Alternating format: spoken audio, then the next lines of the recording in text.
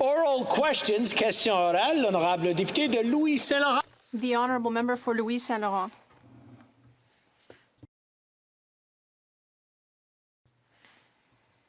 Mr. Speaker, for months, all Canadian families have been suffering from an increasing cost of living.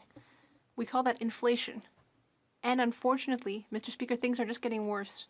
This morning in Washington, the chair of the Federal Reserve talked about persistent inflation. We can't keep rushing ahead, headlong into inflation. We have to face reality. What the government needs to start by doing is something it hasn't done for 6 years. Limit spending. Will the government finally limit spending? The Right Honourable Prime Minister. Mr. Speaker, the main economic priority for Canada is to put this pandemic behind us. We need to do everything we can to end COVID-19, which is causing major harms throughout our economy and throughout the world. The last 2 years have been difficult for Canadians. COVID has created immense harms within our families, our businesses, our communities. There have been disruptions to the supply chains. And due to the pandemic and these supply chain disruptions, Canadians are facing increasing costs. That's particularly hard as the holidays are coming up. We will be there for Canadians during this difficult time. The honourable member for Louis Saint-Laurent. Well, Canadians are already experiencing difficulty with rampant inflation. Prices are going up. I will hand one thing to the Prime Minister. He did say something true recently. He said, I don't think about monetary policy. Well, for once, he told the truth. But not thinking about monetary policy was the wrong thing to do. If we really want to help Canadian families and stop inflation, we need this government to stop spending. We need it to limit spending, something it hasn't done for the last 6 years. Will this government finally limit spending? The Right Honourable Prime Minister. Mr. Speaker, the best thing we can do to stimulate the Canadian economy, to help Canadian families, is to control COVID. And that's what we've been doing since the very beginning. With investments that the Conservatives opposed to support students, families, workers, we will continue to be there for Canadians who need help. And we will continue to move forward with vaccination, which is our strongest tool to get us out of the pandemic. As almost all of us know, it is vaccination that will help us get through this pandemic. Unfortunately, the Conservatives don't seem to be able to understand that. The honourable member for Louis Saint-Laurent. Unfortunately for Canadians, Mr. Speaker, this government's inflationist policies aren't doing anything other than increase prices. France, Japan, the UK, Germany, and other countries are also facing COVID, but they're not seeing such high inflation as we are here in Canada. Once again, Mr. Speaker, I have a simple question. Will this government finally do what anyone responsible should do, which is to say limit spending, as it hasn't done for 6 years? The Right Honourable Prime Minister. Mr. Speaker, these other countries mentioned by my colleague are also facing an inflation crisis, because this is a global inflation crisis, because it is caused by disruptions to the global supply chain and also caused by the repercussions of COVID. However, Canada is well positioned to help families, as we've been doing throughout the pandemic. We've been investing to help families. We've been fighting the housing crisis. We've been helping with childcare. We've been investing to help families get through this crisis and rebuild the economy. Grenville, Thousand Islands, and Rideau Lakes. Well, there you have it again, Mr. Speaker. The Prime Minister talks about land prices with relation to supply chain. Our land isn't affected by supply chain prices. This Prime Minister has, in fact, overseen the largest increase in home and land prices of any Prime Minister. It's driving home ownership out of reach for Canadians, but it's also driving the price of rent up for Canadians, meaning that they can't afford food for their families, gas for their car to get to work, and certainly can't afford to save for their dreams. So the question is very simple for this Prime Minister. Is he going to pass the buck on this housing bubble, or will he just admit that it's just inflation? The Right Honourable Prime Minister.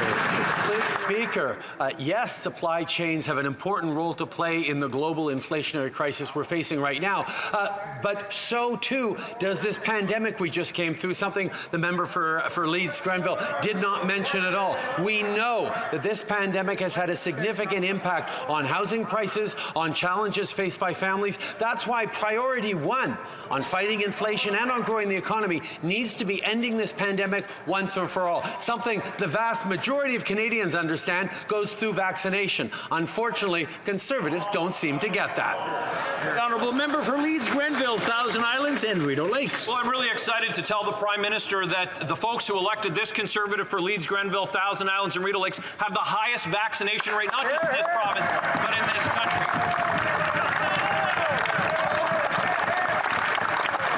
So this Prime Minister wants to play games. He should be thinking about monetary policy. But instead, you know what? He doesn't. So I'm going to ask the Prime Minister the question. It's very simple. Is he going to pass the buck, play political games, or will he finally admit that this is just inflation? Right Honourable Prime Minister. I have no intention of playing the kind of political or word games that the opposition does. We will stay focused on being there for Canadians, and the number one way to support Canadians through the challenges they're facing right now is to end this pandemic once and for all, and that means making sure everyone gets vaccinated. And I congratulate the constituents of the member opposite for being so strongly vaccinated. Maybe he could use some of his constituents to convince some of his colleagues to get vaccinated.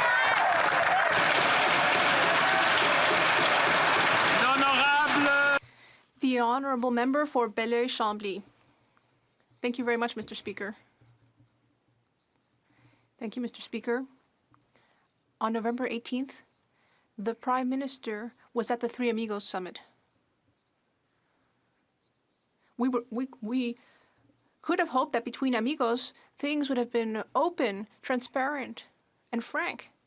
But on the 24th, the U.S. doubled punitive tariffs on Canadian softwood lumber. I have a simple question for the Prime Minister, Mr. Speaker. What did they talk about at the summit? The Right Honourable Prime Minister. Mr. Speaker, at our meeting with the U.S., we discussed many important issues for Canadians, including COVID, automobiles, softwood lumber, potatoes. We discussed many different issues that affect our two countries on which we will be able to work together and where we hope to be able to settle our disputes.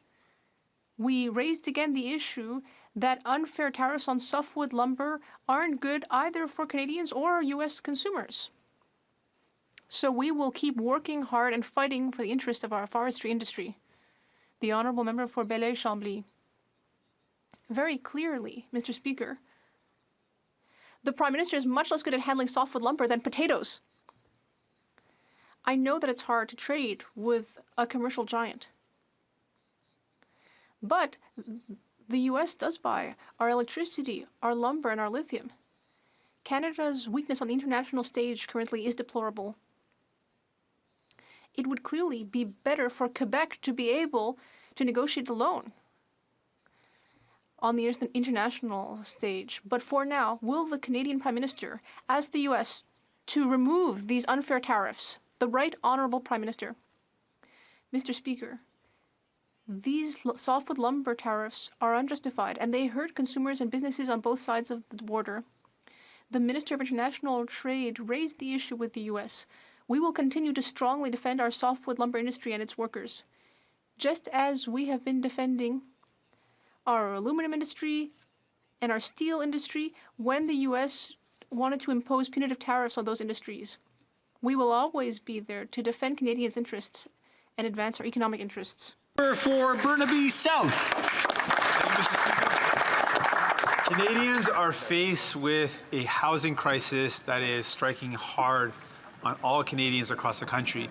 It is so difficult for anyone to find a home that's in their budget. The previous and the former governor of the Bank of Canada states really clearly that the federal government has a role in tackling this housing crisis. We agree. The federal government needs to tackle the pressures driving up the cost of housing through speculation and address the supply side issue by building more homes that people can actually afford. People are desperately in need of help. Why is this Prime Minister not responding with to this crisis with the urgency necessary? The Right Honourable Prime Minister. On the contrary, Mr. Speaker, as outlined in the speech from the throne, housing is a major priority for this government, and we will deliver. With programs like the Housing Accelerator Fund, which will help municipalities build more and better faster. Whether it's building more units per year or increasing affordable housing, we will work with partners to get real results for Canadian families. We'll also help families buy their first home sooner with a more flexible first-time homebuyers incentive, a new rent-to-own program, and by reducing the closing costs for first-time buyers. We will respond to this housing crisis in ways that supports Canadians. Le député de Burnaby Sud. The honourable member for Burnaby South. Mr. Speaker, the housing crisis is extremely severe. People can't find affordable housing. The former Bank of Canada governor has clearly stated that the federal government has a role to play to fix this problem. And we agree. The government needs to do something about the pressures that are pushing housing prices up. And the federal government needs to make sure that more social and affordable housing is built. People are desperate, Mr. Speaker. Why isn't the Prime Minister doing something about this emergency with the housing crisis? Why isn't he behaving with urgency to settle this matter? The Right Honourable Prime Minister. Mr. Speaker, in the speech from the throne, it was clearly stated that housing is a major priority for our government, and we will deliver the goods through programs like the Housing Accelerator Fund that will help municipalities to build faster, better, and more. By growing the number of homes built per year and increasing the amount of affordable housing, we will work hard with our partners in order to deliver real results for Canadian families. And I will encourage all members in this House to work with us to fight the housing crisis with targeted investments to help Canadians. For Fort McMurray, Cold Lake. Thank you, Mr. Speaker.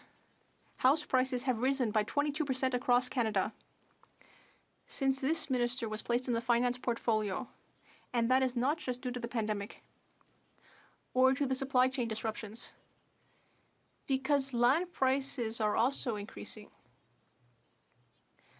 Why does this government refuse to admit that it's a matter of just inflation? Monsieur le Président. The Honourable Minister. Mr. Speaker, during the election campaign, the Conservatives unveiled a housing plan that would have made homes more expensive for Canadians. Let's look at their ideas. Reducing taxes on the sale of rental properties. That would have encouraged speculation and created a tax advantage for wealthy Canadians. It would have ultimately made homes into investment vehicles instead of places for people to live. Whereas here on this side of the House, we have a clear plan. Fort McMurray, Cold Lake. Thank you, Mr. Speaker. But here's the problem. Land does not have supply chains. It is already underneath our feet.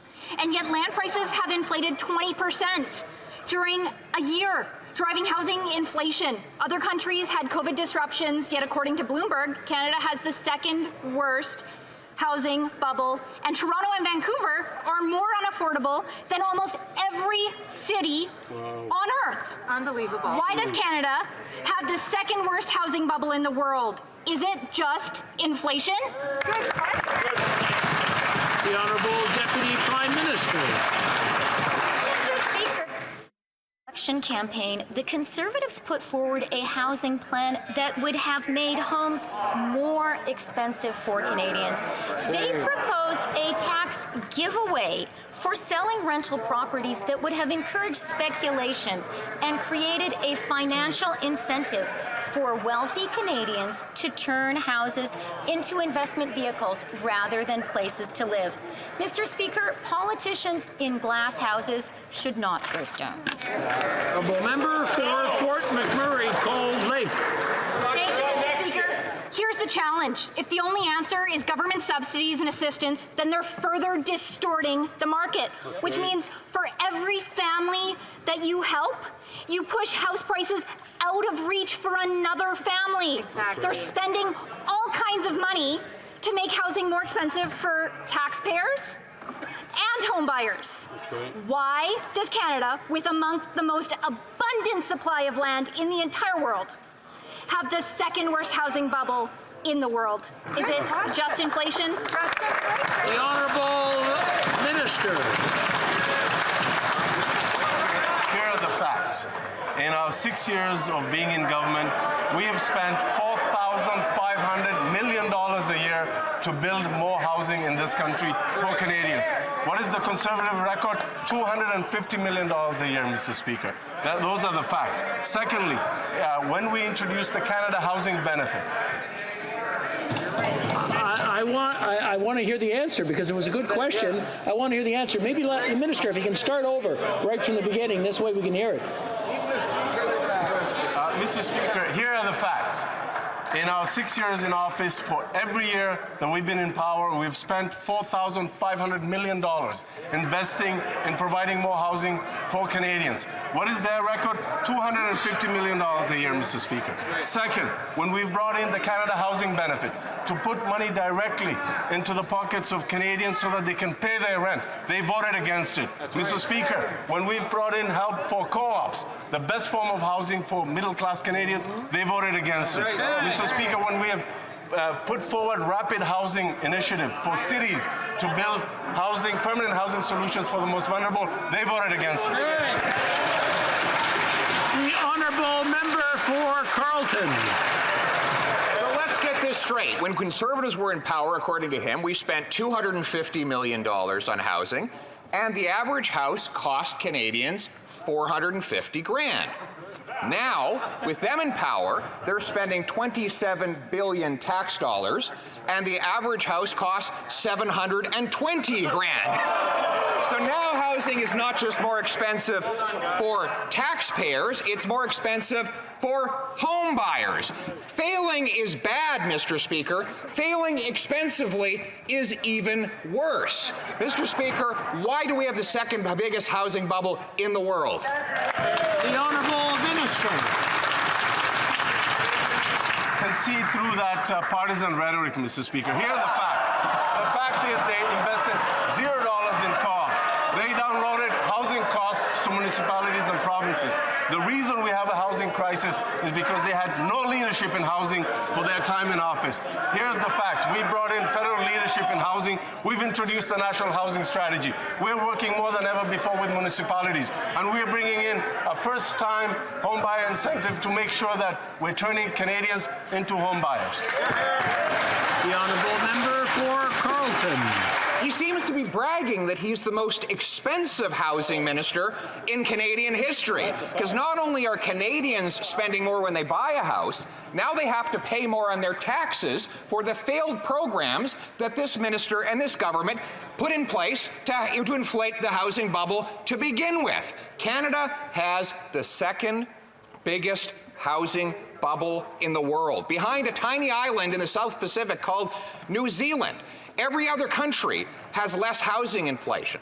So what is causing this massive bubble? Is it just inflation? The Honourable Deputy Prime Minister. Mr. Speaker, since the member from Carleton has referred to inflation, let's do a little bit of fact-checking of what we heard in the House earlier today. The member for Louis Saint Laurent referred to Germany having higher inflation than Canada. So I'd like to urge the honourable members to check their facts before they come into this House, because this morning, Germany reported 6% inflation.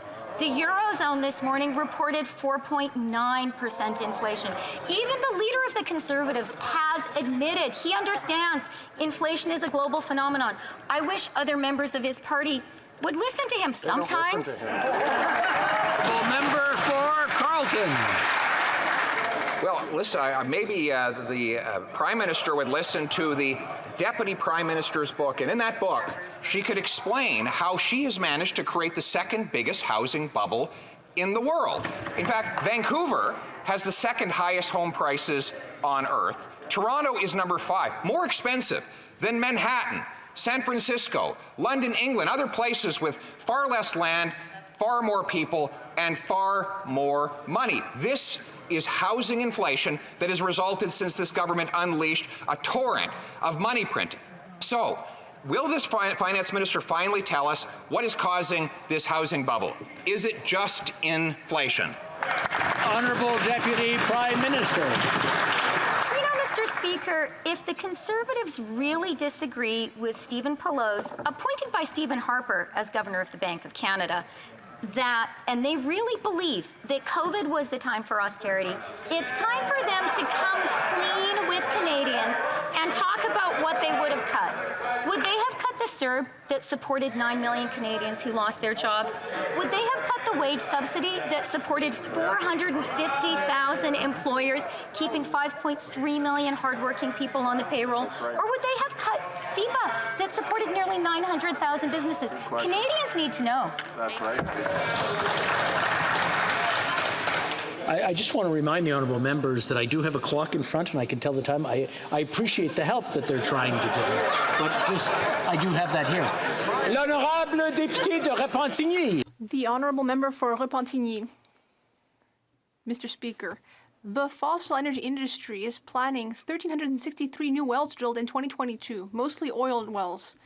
However, Canada is fully supplied in oil. It does not need more oil, which means that this oil will be exported and will need pipelines to get to the world markets. However, the only new pipeline project for export is Trans Mountain, which the government owns. We are in the middle of a climate crisis. Will the minister denounce the increase in oil production and confirm that his government will not promote it through its own pipeline? The Honourable Minister. Anyone? Where's the bicycle? Oh, we're online. Très bien que la montre derrière les changements climatiques inclut les émissions de gaz à effet de serre. As Her Excellency the Governor General mentioned in the throne speech, our government will cap emissions from the energy sector in such a way as to protect jobs and the environment. We commit to cap and reduce emissions by 2050 in the energy sector. And the entire country will become carbon neutral. The Honourable Member for Repentigny. Mr. Speaker, we see this government trying to justify the unjustifiable. Let's keep talking about Trans Mountain. We know that the flooding in BC have exposed entire sections of the pipeline to debris. We can see that Trans Mountain, due to climate change, is at an even higher risk of oil spills. So it's a doubly harmful project, Mr. Speaker. On the one hand, it is accelerating climate change, and then on the other hand, those same effects of climate change are increasing the risk of a spill. It's a lose-lose for the environment. How can the minister sanction the export of this dirty oil through this doubly harmful pipeline? The Honourable Minister. Thank you very much, Mr. Speaker. Inaudible for the interpreter. Unfortunately, the quality of the sound does not permit interpretation, which will resume when the sound improves. les émissions, tout en maintenant la compétitivité, la sécurité énergétique, l'abordabilité et l'accès au marché. L'expansion du Trans Mountain nous permet d'y... Je vais interrompre le ministre. Order. Alors, nous avons un problème de son. Je ne sais pas si c'est... There is a sound problem. It may have to do with the position of the mic. We don't have interpretation, and I myself can't hear the minister very well. So I will ask the minister to start over so that we can hear his entire answer. Mr. Speaker, the government is working with industry, including TMC, in order to decarbonize the energy sector and cap emissions while maintaining competitiveness, energy security, affordability, and access to markets.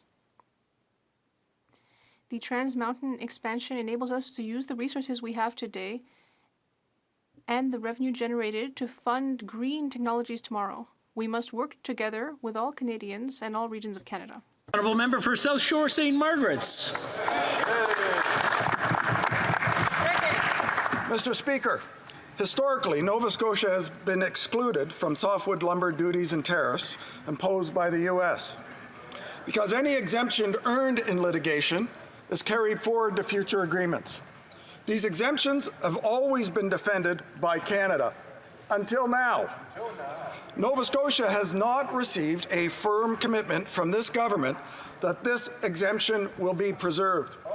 Will the government commit to Nova Scotia's lumber workers that this exemption will be defended? That's right. Minister of International Trade.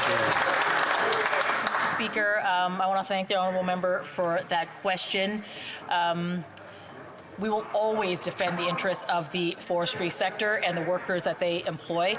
And in a relationship as large as the one we have with the United States, we will always work together to solve and resolve issues.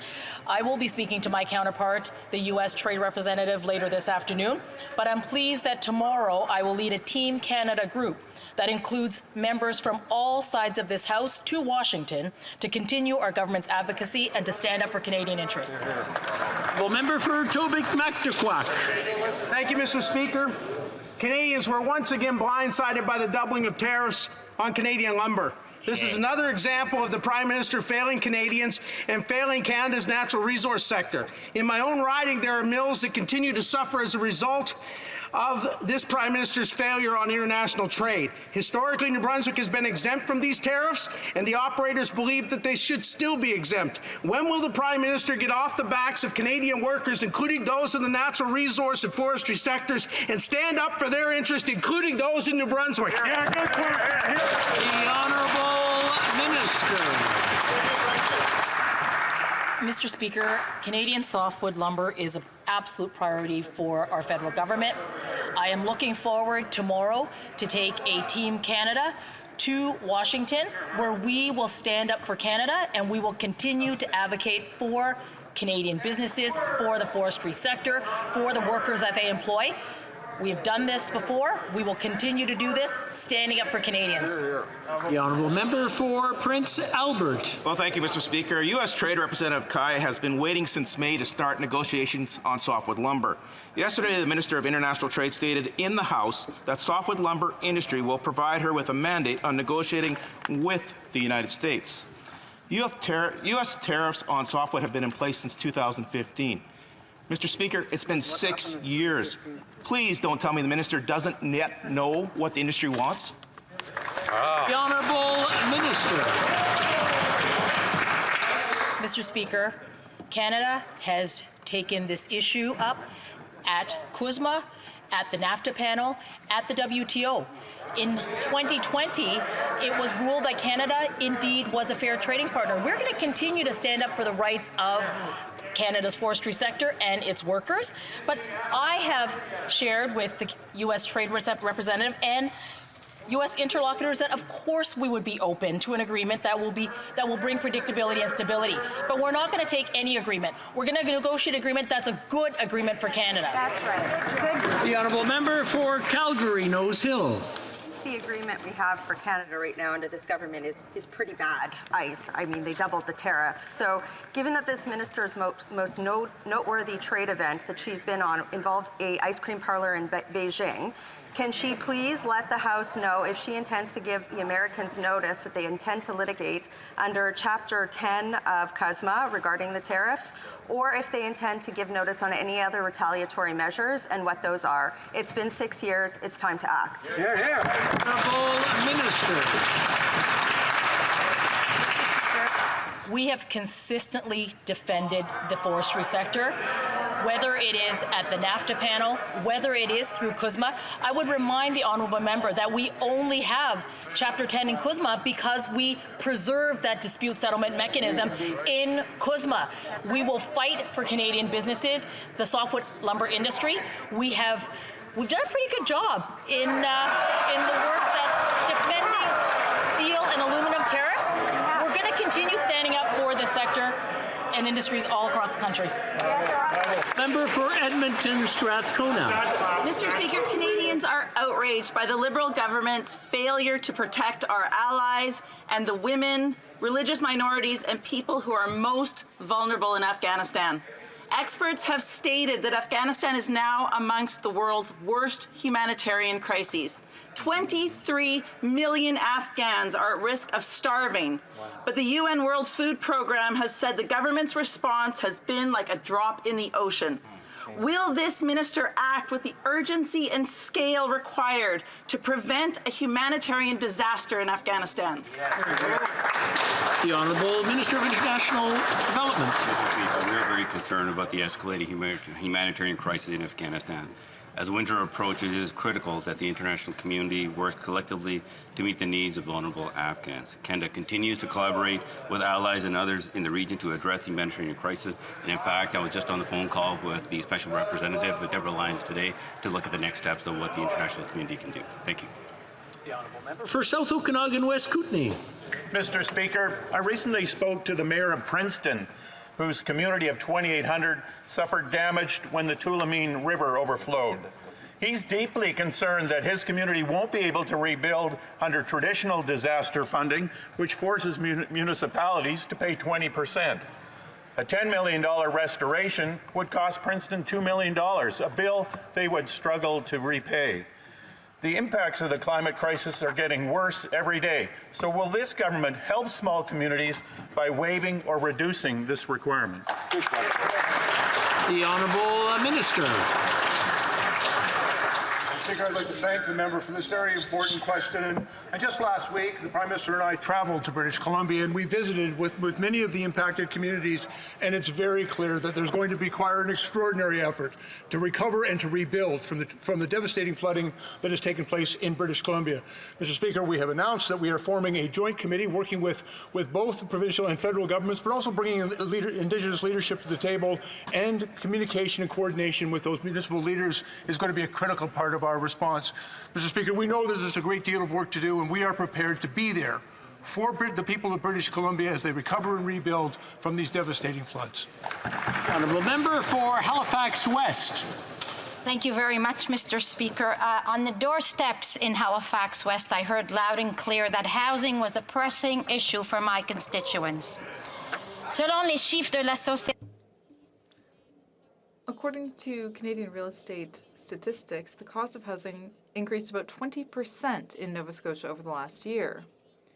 This is a huge challenge, particularly given these skyrocketing costs in my riding. We know we need to build more housing and ensure that young people and new Canadians are not shut out from buying their first home.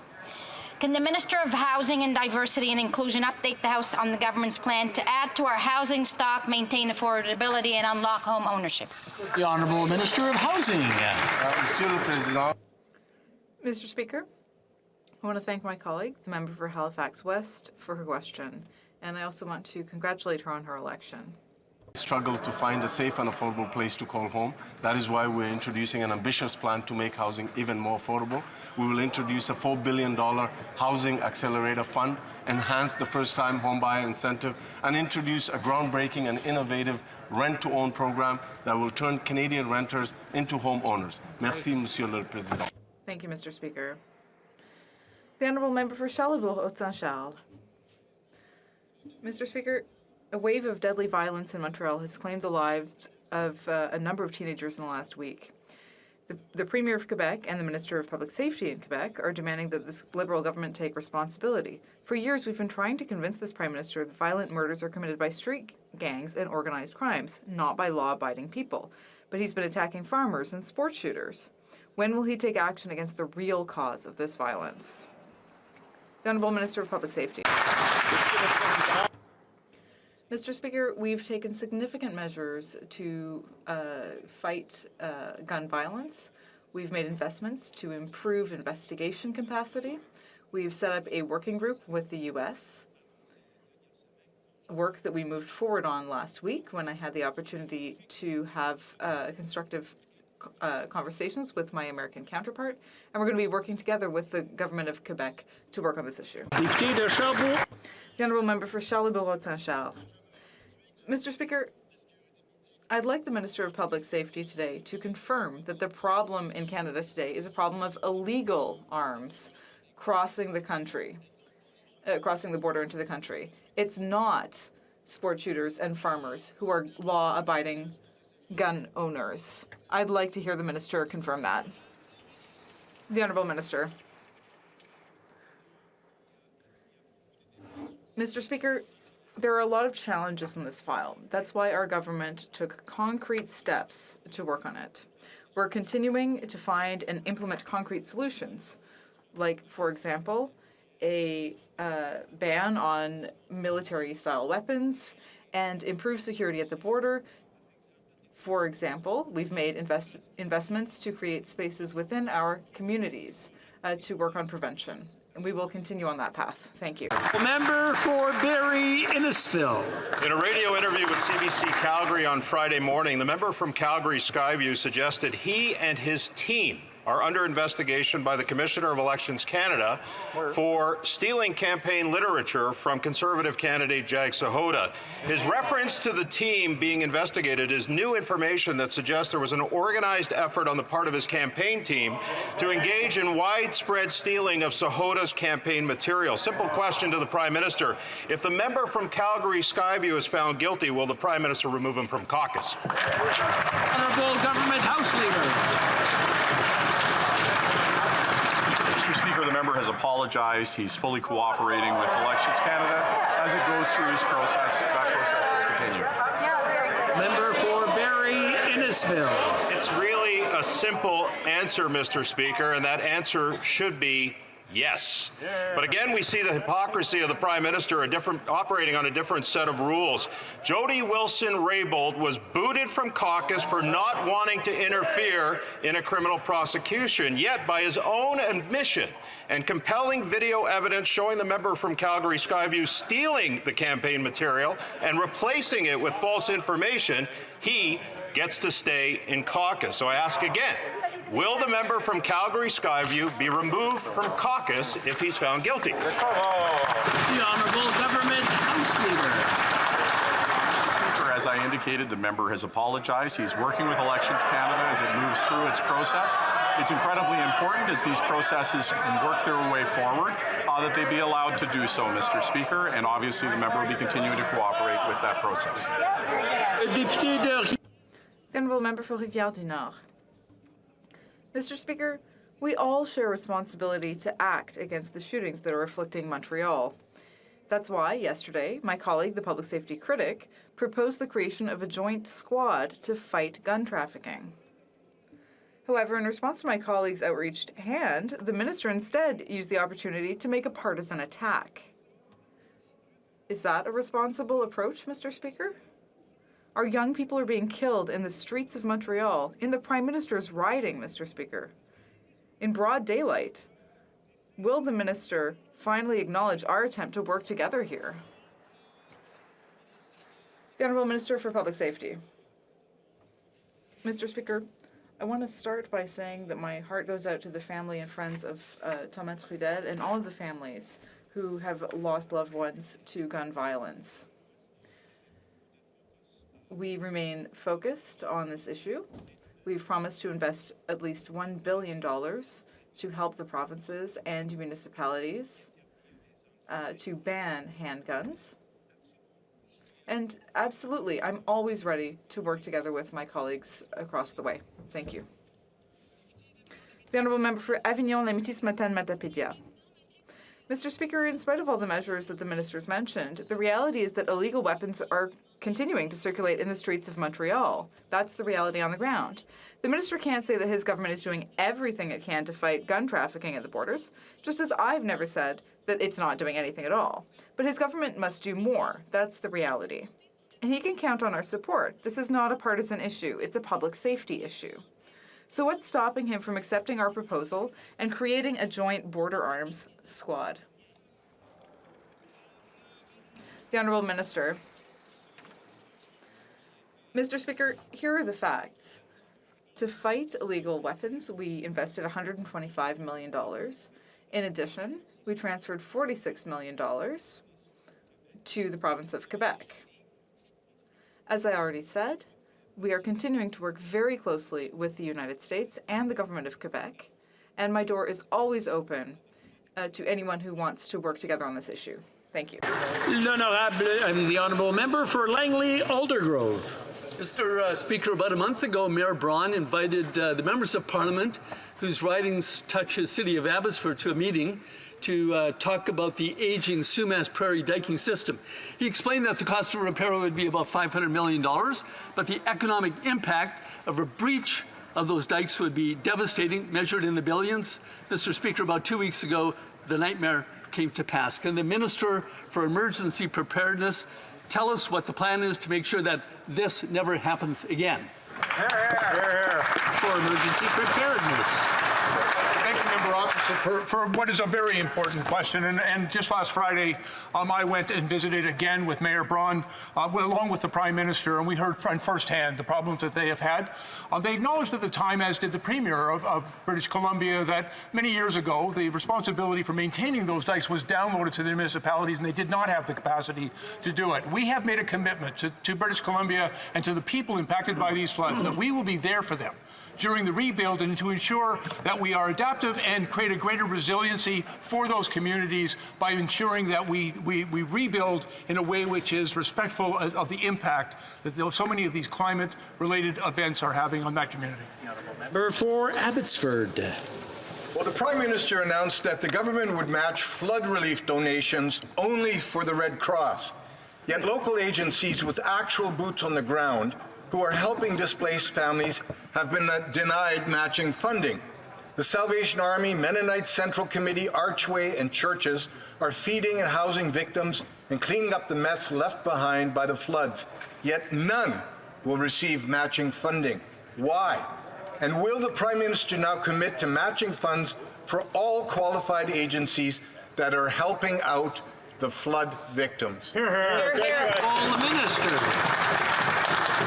Speaker, I'd like to thank the member from Abbotsford for this important question, and it gives me an opportunity to acknowledge the extraordinary generosity of Canadians who have been there for the people of British Columbia impacted by these floods. And we're very, very grateful to acknowledge that generosity. Just last week, Mr. Speaker, the Prime Minister announced that the federal and provincial governments will in fact match each and every dollar raised by the Canadian Red Cross. So far to date, they've raised $14 million by the Red Cross. That means $42 million available to help the people of British Columbia.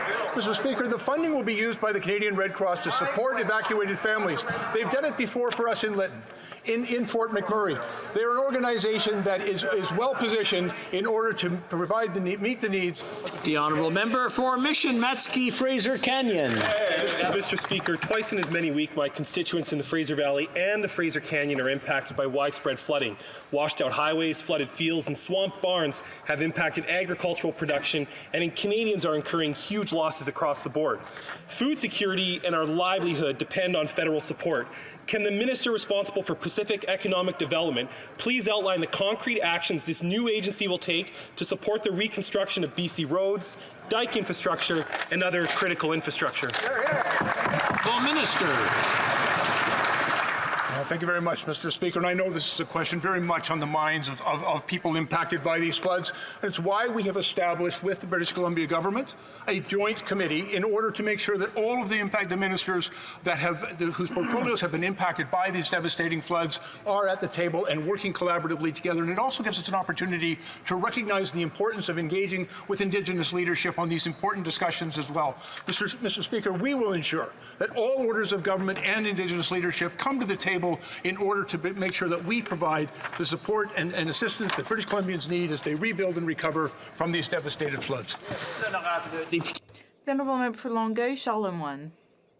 Mr. Speaker, sexual orientation and identity cannot and must not be modified according to ideas of what is normal.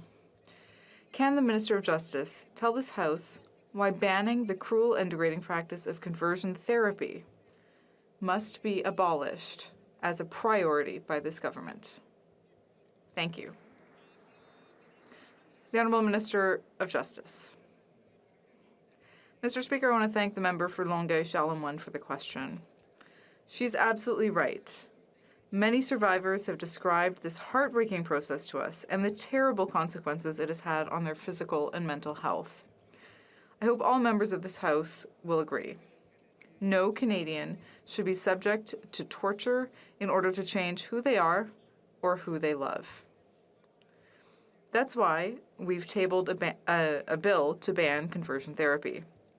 and I hope that we can count on all parties to support it. For Regina Louvain. Mr. Speaker, there are exciting energy projects happening across the prairies that are both sustainable and innovative. Projects equipped with carbon sequestration units, new low-carbon hydrogen and helium facilities, and a Regina company that is getting lithium from mature oil wells. Mr. Speaker, Conservatives are committed to seeing beyond liberal environmental rhetoric and providing results for Canadians. My question is a yes or no question to the activist Environment Minister. Will he come with me and tour some of these facilities, or will he keep his head buried in the sand and continue to wrongfully demonize Western Canadian energy? The Honourable Minister. Thank you, Mr. Speaker, and I thank my honourable colleague for his question. In fact, our government has been hard at work since 2015 to support the transition in Canada and transformation of our energy sector, our transportation sector, our industrial sector, to a low-carbon economy for all Canadians and for all sectors of the economy as well as the nation. Thank you, Mr. Speaker. For Bay of Quinte. Mr. Speaker, while many children across Canada look forward to Santa visiting in less than a month, many parents have woken up with their stockings filled with coal, not houses. Parents reflecting on the gifts of massive cash for housing have not just seen rising heating bills. Small business workers have not just had worker shortages. You see, it's just inflation also making housing the second most expensive in the world because there is no supply. Will the Liberals fix the inflation tax on housing by producing supply, not inflation causing cash, or will they be the Grinch that steals Christmas? The Honourable Deputy Prime Minister. Mr. Speaker, we absolutely do believe that increasing supply is an important part of addressing the housing challenge. But you know what, Mr. Speaker? All of us have been talking a lot about the economy today. That is entirely appropriate. So let me propose one thing we can all do to support Canadians in this difficult moment when the Omicron variant has appeared. No, it is to support Bill C2, which provides essential targeted support for tourism and hospitality and critical lockdown support should we need it. Let's set aside partisan posturing and support this essential and urgent legislation. The Honourable Member for Lambton, Kent, Middlesex. Mr. Speaker, the speech from the throne left rural Canadians hungry and out in the cold. It ignored their concerns like labor shortages, rising inflation, and the skyrocketing costs of basic necessities like gas, groceries, and heat for their homes and their barns. Rural Canadians like my riding of Lambton, Kent, Middlesex deserve to be a priority.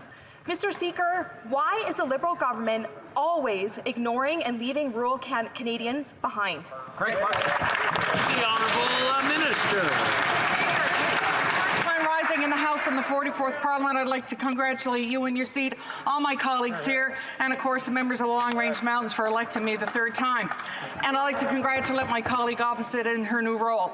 Mr. Speaker, we do understand rural Canadians, and the number one thing that we're promised to commuting on is connectivity in rural Canada. We have a plan to connect all Canadians by 98% of Canada by 2026. We're well underway to do that. Thank you.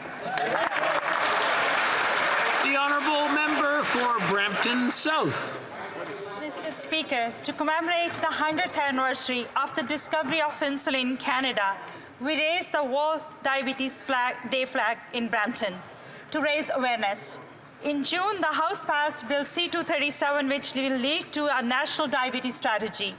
Can the Minister of Health tell us about what steps our government is taking to ensure that Canada is leading in the fight against diabetes? Of Health. Thank you, Mr. Speaker. I would like first to thank the member for Brampton South for her question and for her strong advocacy on behalf of the diabetes community in Canada. We also want to recognize the severe impact that diabetes has on 3 million Canadians who live with the disease and with their families. Thanks in large part to the hard work of the Member of Parliament for Brampton South and her Bill 237, we are now developing a national framework for diabetes, strengthened by a $25 million investment from Budget 2021. There is much more work to do, Mr. Speaker, but thanks to the member and what we're going to do to prevent prevent diabetes and care for people, we're going to get there. Member for London Fanshawe. Today, media reported that a law guaranteeing the rights of sexual assault survivors in the military has not been fully implemented by this Liberal government.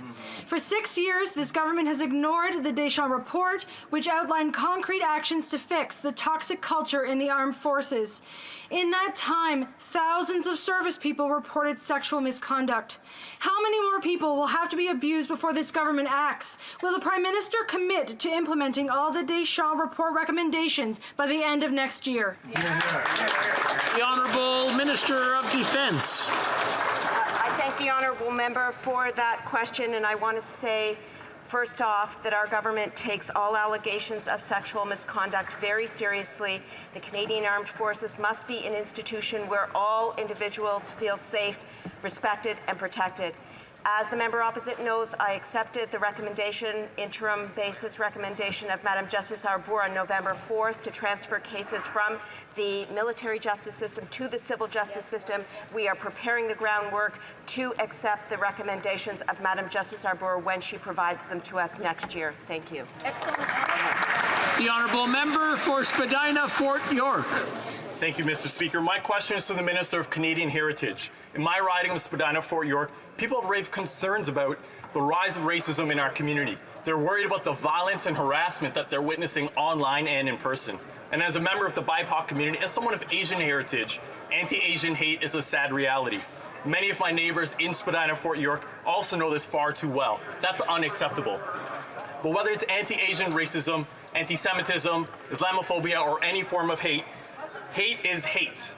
And any strategy developed must eradicate this whenever and wherever it rears its ugly head. Could the minister update the House on the vital work in combating racism and anti-Asian hate? The Honourable Minister of Housing. Mr. Speaker, since 2019, our government has committed close to $100 million through Canada's anti-racism strategy, including $70 million to support community organizations across Canada addressing issues of anti-racism and multiculturalism. And we're the first government in Canadian history to listen to Black Canadians when they said that they need capacity building funding and funding for infrastructure. And that is why I'm happy to report that through the Supporting Black Canadian Communities Initiative and other initiatives, we are for the first time investing in building the capacity of organizations that have done so much, Mr. Speaker, for so long with so little. And that's all the time we have for question period today. C'est tout le temps que nous avons.